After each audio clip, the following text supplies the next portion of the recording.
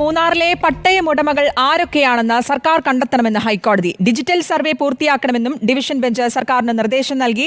മൂന്നാറിലെ വ്യാജ പട്ടയങ്ങളിൽ സർക്കാർ സ്വീകരിച്ച നടപടികൾ അഡ്വക്കേറ്റ് ജനറൽ ഹൈക്കോടതി ഡിവിഷൻ ബെഞ്ചിന് മുന്നിൽ വിശദീകരിച്ചു. ശ്യാം ദേവരാജ് നൽകും വിശദാംശങ്ങൾ. ശ്യാം, എന്തൊക്കെ കാര്യങ്ങളാണ് ഇന്ന് സർക്കാർ കോടതിയിലെടുത്ത നിലപാട്, ഒപ്പം ഹൈക്കോടതിയുടെ നിർദ്ദേശങ്ങൾ എന്തൊക്കെയാണ്?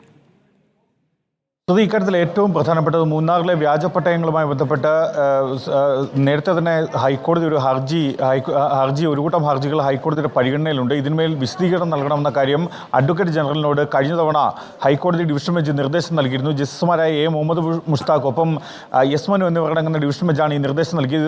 ഇതനുസരിച്ചാണ് ഇന്ന് advocate general K Gopalakrishna Kurup ഇത് സംബന്ധിച്ച വിശദീകരണം സർക്കാർ സ്വീകരിച്ച നടപടികൾ ഹൈക്കോടതി അറിയിച്ചത്. 4 ഉദ്യോഗസ്ഥരെ സസ്പെൻഡ് ചെയ്തു, 9 ഉദ്യോഗസ്ഥർക്കെതിരെ ക്രിമിനൽ കേസെടുത്തു എന്ന കാര്യമാണ് അറിയിച്ചത്. അഴിമതി ഉൾപ്പെടെയുള്ള കുറ്റങ്ങൾ, ക്രിമിനൽ ഗൂഢാലോചന ഉൾപ്പെടെയുള്ള കുറ്റങ്ങൾ ചുമത്തിയാണ് കേസെടുത്തത് എന്ന കാര്യവും കൂടി അഡ്വക്കേറ്റ് ജനറൽ അറിയിക്കുകയും ചെയ്തിട്ടുണ്ട്. ഇതിന്മേൽ അന്വേഷണം പുരോഗമിക്കുകയാണ് എന്ന കാര്യവും കൂടി അറിയിച്ചു. നേരത്തെ മൂന്നാറിലെ വ്യാജപ്പട്ടയങ്ങൾ നിർമ്മിച്ചതുമായി ബന്ധപ്പെട്ട് ഒരു പ്രത്യേക അന്വേഷണ സംഘത്തിന്, ക്രിമിനൽ കേസുകൾ അന്വേഷിക്കാനുള്ള ഒരു പ്രത്യേക അന്വേഷണ സംഘത്തെ നിയോഗിക്കണമെന്ന കാര്യം ഹൈക്കോടതി നിർദ്ദേശം നൽകിയിരുന്നു.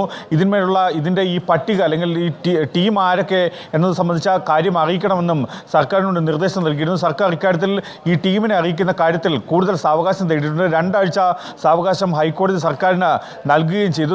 നേരത്തെ റവന്യൂ പ്രിൻസിപ്പൽ സെക്രട്ടറി നൽകിയ റിപ്പോർട്ട് അനുസരിച്ച് ഒരു നടപടിയും സ്വീകരിച്ചിട്ടില്ല എന്നതായിരുന്നു. മൂന്നാറിലെ വ്യാജപ്പട്ടയങ്ങളുമായി ബന്ധപ്പെട്ട് ഒരു നടപടിയും സ്വീകരിച്ചിട്ടില്ല എന്നതായിരുന്നു നേരത്തെ നൽകിയ സർക്കാർ ഹൈക്കോടതി അറിയിച്ച റിപ്പോർട്ട്, അതായത് റവന്യൂ പ്രിൻസിപ്പൽ സെക്രട്ടറിയുടെ റിപ്പോർട്ട്. പക്ഷേ ഈ റിപ്പോർട്ടിനെ ഇന്ന് തിരുത്തുന്ന നിലപാടാണ് സർക്കാർ സ്വീകരിച്ചത്.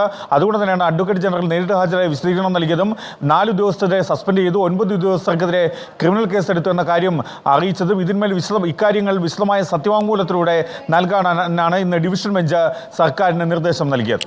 മൂന്നാറിലെ പട്ടയം ഉടമകൾ ആരൊക്കെയാണെന്ന് സർക്കാർ കണ്ടെത്തണമെന്നാണ് ഹൈക്കോടതി നിർദ്ദേശം നൽകിയിരിക്കുന്നത്. ശ്യാം ദേവരാജാണ് വിശദാംശങ്ങൾ നൽകിയത്.